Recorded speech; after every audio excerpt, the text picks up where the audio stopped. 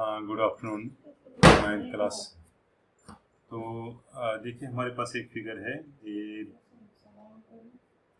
ए B C D. Question कह रहा है ए बी सी डी से parallelogram A E is perpendicular. Question में लिखा है A is perpendicular to D C. A E is perpendicular to D C, तो इसका मतलब ये 90 है ये। Then and C F is perpendicular to A D. ये जो सी एफ है ये है इस ए डी के परपेंडिकुलर। अब हर एक की डायमेंशंस दिए हुए हैं। ए बी दिया है 16, ये ए बी 16 दिया है। ए ई है 8, ए ई ये 8 दिया हुआ है। और सी एफ है 10। ये जो सी एफ है ये 10 सेंटीमीटर दिया हुआ है। You want to find A D, तो आपको ए डी निकालना है ये कितना है। देखिए जब आप ए डी बोलोगे, ए डी और डी सी बराबर होगा ना, तो ए डी जब 10 है तो डी सी भी 10 होगा। यहाँ पे लिखोगे opposite sides of a parallelogram are equal. अच्छा इसी अब ए ई दिया है, ए ई दिया है कितना, ए ई है 8 सेंटीमीटर। ये 10 नहीं 16 है ये। सी एफ है 10 और फाइंड ए डी, उसका मतलब ए डी को क्वेश्चन मार्क। आपको पता होना चाहिए एक पैरेललोग्राम का एरिया। पैरेललोग्राम ये अगर हुआ, अगर पैरेललोग्राम का एरिया होता है बेस इंटू ऑल्टीट्यूड। इस जैसे ट्राइंगल का होता है ना 1/2 of base into altitude, base into height. इसका होता है बेस इंटू हाइट, 1/2 नहीं होता। क्योंकि ये जो पैरेललोग्राम है ये दो ट्राइंगल्स है। देखना ये ट्राइंगल और ये ट्राइंगल। इस ट्राइंगल का आएगा 1/2 ऑफ बेस इंटू ऑल्टीट्यूड, इसका भी आएगा वही 1/2 of base into altitude. 1/2 of base into altitude दो बारी, तो बेस इंटू ऑल्टीट्यूड हुआ ना टोटल का। इसीलिए area of parallelogram is equal to 1/2 of base into altitude.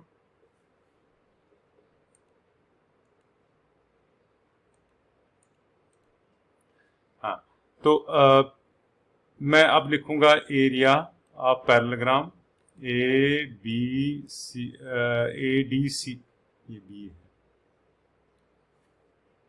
मैंने यहाँ पे डी लिखा था, ये बी होना चाहिए। A B C D is equal to base into altitude. अच्छा एक और बात, अगर ये पैरेललोग्राम है तो अगर आप ये बेस मानते हो फिर ऑल्टीट्यूड इसी के ऊपर। बेस का मतलब नीचे वाला साइड कभी नहीं होता। ज्योमेट्री में जब हम बेस लिखते हैं ये भी बेस हो सकती है, लेकिन ऑल्टीट्यूड तब ऐसे होगा जो इस पर परपेंडिकुलर डले। So area is equal to base into altitude, that means D C into A E. अच्छा डी सी आपको पता है, डी सी है 16 और ए ई 8। ए 8 हाँ सेंटीमीटर स्क्वायर एरिया है, तो 8 से आप ऐसे भी रख सकते हो क्योंकि इसने थोड़ी बोला है एरिया निकालो। अब एरिया ऑफ पैरेललोग्राम यही A B C D is also equal to, अब इसको बेस मानो फिर ऑल्टीट्यूड ये हुआ। सो बेस मतलब ए डी इंटू ऑल्टीट्यूड हो गया सी एफ। सो वो हो गया ए डी कहाँ पता हमें, पर सी एफ तो पता है ना, सी एफ है 10, ये दोनों मिला के centimetre square. So according question same area है, उसी का एरिया ये भी है उसी के, तो फिर ए डी इंटू 10 होना चाहिए बराबर 16 into 8। This implies A D is equal to 16 into 8/10। तो आप इसको 8 से सिंपलीफाई करो या ऐसे लिखो, तो डिवाइड बाई 10 वो हो गया 12.8 सेंटीमीटर होगा ए डी। इस तरह से ये क्वेश्चन खत्म।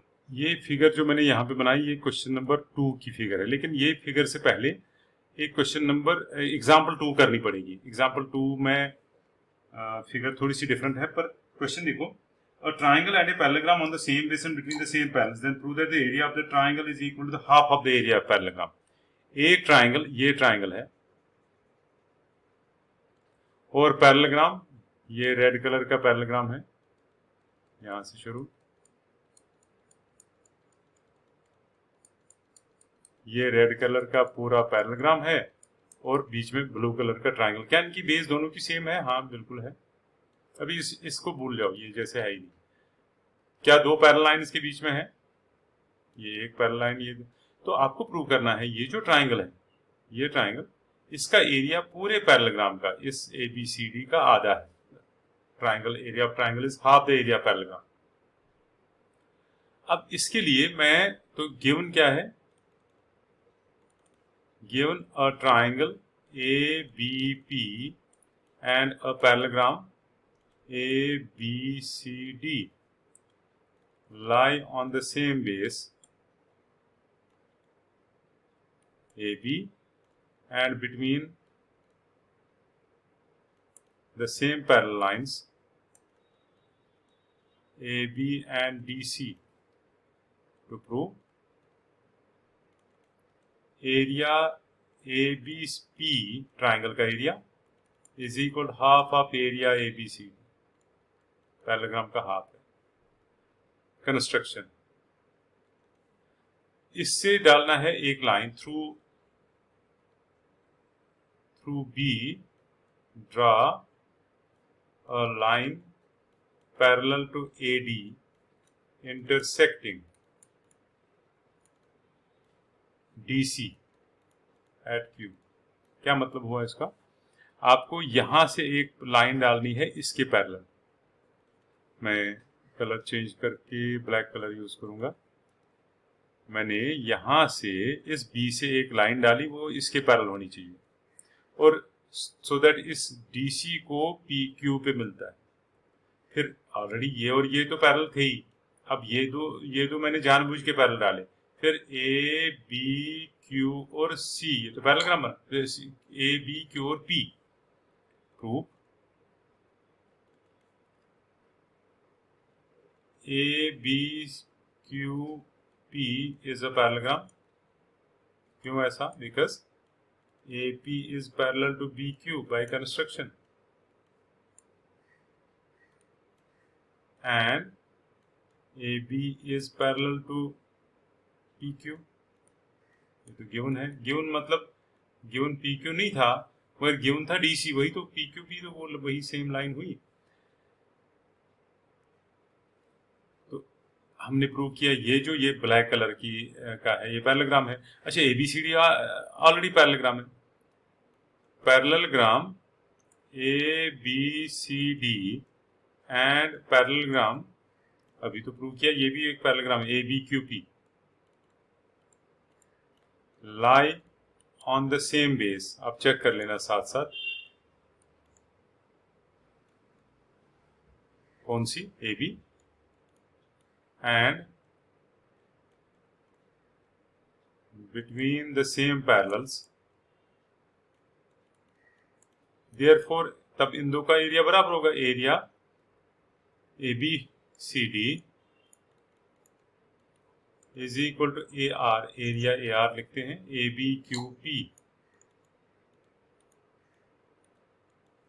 क्यों? हमें कैसे पता चला? Because parallelograms on the same base, parallelograms on the same base and between the same parallels are equal in area। ये हमने कल प्रूव किया, ठीक है। अब इसका ये अर्थ हुआ कि ये पैरेललोग्राम और ये पैरेललोग्राम यहां तक इनकी बेस एक जैसी है और इसलिए पैरेलल इक्वल इन एरिया होंगे। अब मैं इस पैरेललोग्राम की बात करूंगा जो ये वाला पैरेललोग्राम है, यही ब्लैक पैरेललोग्राम, ये इसका डायगोनल। तो हमने पढ़ा है डायगोनल जो है वो कॉन्ग्रुएंट ट्रायंगल्स होंगे ना, ये पीछे चैप्टर में पढ़ा, तो फिर इनका एरिया भी बराबर होगा। सो ये जो ट्रायंगल है, ये ट्रायंगल, ये इस सारे पैरेललोग्राम ब्लैक पैरेललोग्राम का आधा होगा। मैं लिखूंगा now area,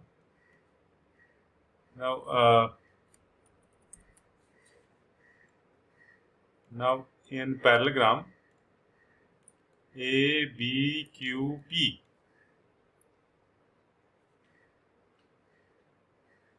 triangle ABP is congruent to triangle ABP is congruent to triangle QPB।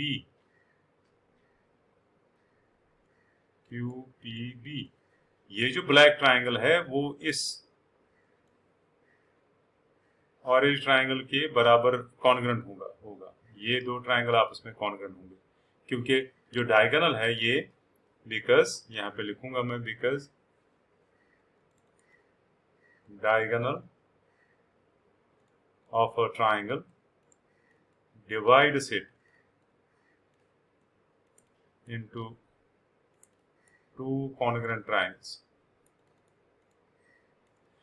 जब दो ट्राइंगल, ये काला और ये दूसरा ट्राइंगल कॉन्ग्रुएंट है, तो इनका एरिया भी बराबर होगा. Therefore area ABP is equal to area of triangle QPB. जब एरिया होगा ये काला और ये बराबर है, तो फिर ये सारे का आधा होगा. This implies area ABP is half of area ABQP. ये जो ब्लैक ट्राइंगल है वो इस सारे पैरेललोग्राम का आधा होगा, सीधी सीधी बात है. लेकिन ये सारा पैरेललोग्राम इस दूसरे पैरेललोग्राम के बराबर है. दूसरा कौन? ये पैरेललोग्राम, ये इसके बराबर, क्योंकि हमने यहां पे प्रूव किया अभी.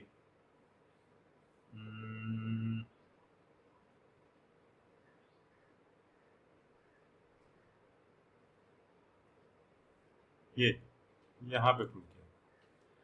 This implies area ABP is equal to half of area, इसको नंबर 2 और इसको नंबर 1 बोले. यहाँ पे मैं लिखूंगा from first and second, is equal to ABQP.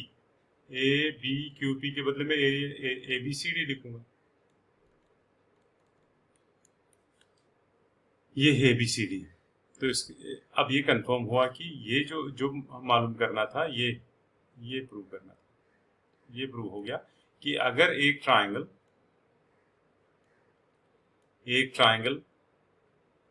और एक पैरेललोग्राम, ये ट्राइंगल का एरिया सारे पैरेललोग्राम का आधा होगा. अगर ये इवन ऐसे भी अगर होगा, अगर ये पैरेललोग्राम है, फिर इस ट्राइंगल का एरिया इस सारे पैरेललोग्राम का आधा होगा. ये हमें समझना है. अब हमारे पास है क्वेश्चन नंबर 2. क्वेश्चन नंबर 2 कह रहा है, क्वेश्चन 2 कह रहा है ये ABCD से parallelogram,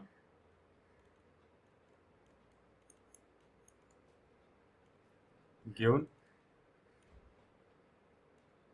E, F, G and H are the midpoints of its sides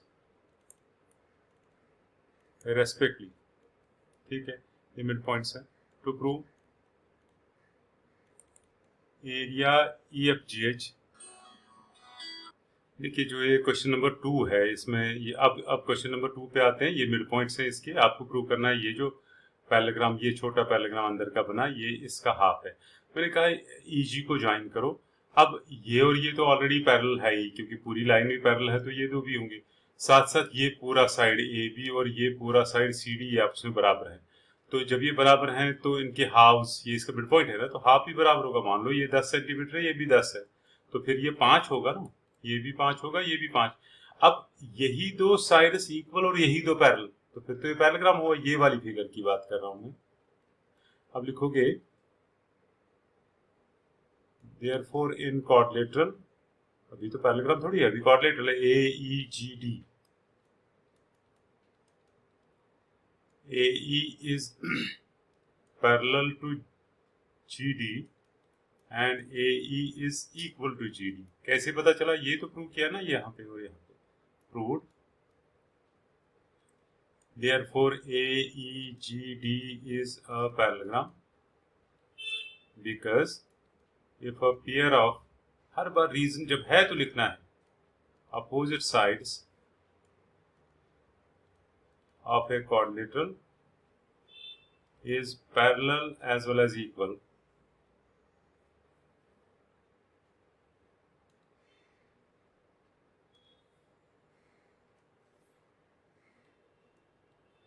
is parallel as well as equal, it is a parallelogram. इसका मतलब हुआ कि ए ई जी डी एक पैरेलग्राम है। तो ये ट्राइंगल जो है ये ट्राइंगल